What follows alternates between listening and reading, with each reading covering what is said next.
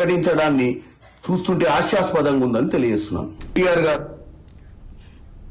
Telangana assembly సమావేశాల నుండి మాజీ మంత్రి జగదీష్ రెడ్డిని సస్పెండ్ చేయడంపై బీఆర్ఎస్ ఆధ్వర్యంలో నిరసనలు ఉధృతమవుతున్నాయి.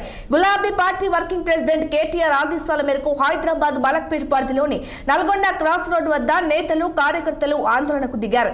సీఎం దిష్టిబొమ్మ దహనం చేశారు. జగదీష్ రెడ్డి సస్పెన్షన్ హేమైన చర్య అన్నారు ఆ పార్టీ నేత పగిళ్ల నర్సింగ్.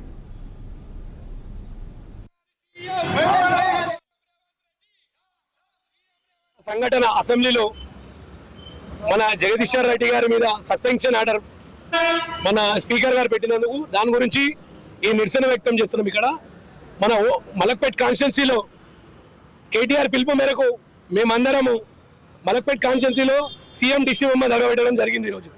కాబట్టి సీఎం గారు మీరు సస్పెన్షన్ల మీద ఫోకస్ పెట్టే బదులు పబ్లిక్ 420 గ్యారంటీల మీద ఫోకస్ పెడితే చాలా బాగుంటుంది.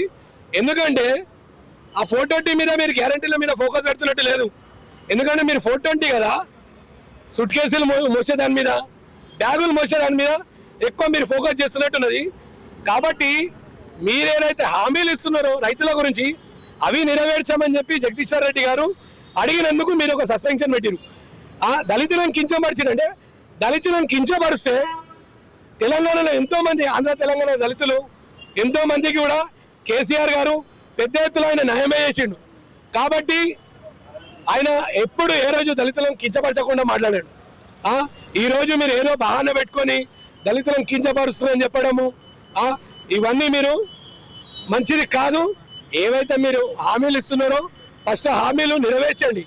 నెరవేర్చినాక సస్పెన్షన్లు చేసుకోండి. అంటే మేము హామీల గురించి అడుగుతామని చెప్పి మీరు ముందుగానే సస్పెన్షన్ చేస్తున్నారు. ఇది పద్ధతి కరెక్ట్ కాదు. ఫస్ట్ మీరు కళ్యాణ లక్ష్మి రిలీజ్ చేయండి, దళిత బంధు రిలీజ్ చేయండి. కేసీఆర్ పెట్టిన దళిత బంధు ఎక్కడ పోయింది? కళ్యాణ లక్ష్మి తులం బంగారం ఎక్కడ పోయింది? ఐనిక పెన్షన్ ఎక్కడ పోయింది? బేవా పెన్షన్ ఎక్కడ పోయింది? పెన్షన్ పెంచుతున్నారు. నిరుద్యోగ సమితి ఎక్కడ పోయింది? ఇవన్నీ ఎక్కడ పోయినాయి? ఇవన్నీ మేము అసెంబ్లీలో మాట్లాడతామని చెప్పి పబ్లిక్ ఇవన్నీ తెలుస్తాయని చెప్పి ముందుగానే మీరు సస్పెన్షన్ అని చెప్పి ఇవన్నీ పెడుతున్నారు. రైతుల గురించి మాట్లాడితే మమ్మల్ని అరెస్ట్ చేపిస్తారా?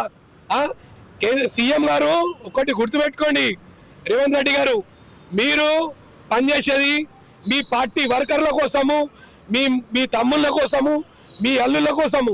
కానీ మీకు సుప్రీంకోర్టు చెప్పుతాను కొట్టినట్టు ఒక లంకచర్ల ఆర్డర్ ఇచ్చింది, గుర్తుందా? అలాగే తెలంగాణ మొత్తంలో కూడా మిమ్మల్ని తరిమి కొట్టనీకే ప్రజలందరూ కూడా గట్టిగా కంకరం కట్టుకొని కూర్చున్నారు. ఇక మీరు కాసుకోండి. సీఎం రేవంత్ రెడ్డి గారు, మీరు ఏడ తిరిగినా మిమ్మల్ని చెప్పుతాను కొట్టడానికి ప్రజలందరూ జిహెచ్ఎంసీ ఎలక్షన్లో, సర్పంచ్ ఎలక్షన్లో, ఎంపీటీసీ జెడ్పీటీసీ ఎలక్షన్లో మిమ్మల్ని ఏడ గెలవకుండా చెప్పులతో మీ సర్పంచులని, మీ ఎమ్మెల్యేలని, మీ మినిస్టర్లని చెప్పుతో కొట్టినట్టు ఉరికించి కొడతారని చెప్పి మేము మనవి చేస్తున్నాము. జై కేసీఆర్, జై కేటీఆర్, జై తెలంగాణ. మాజీ మంత్రి ఎమ్మెల్యే గుంటకల్ల జగదీష్ రెడ్డిని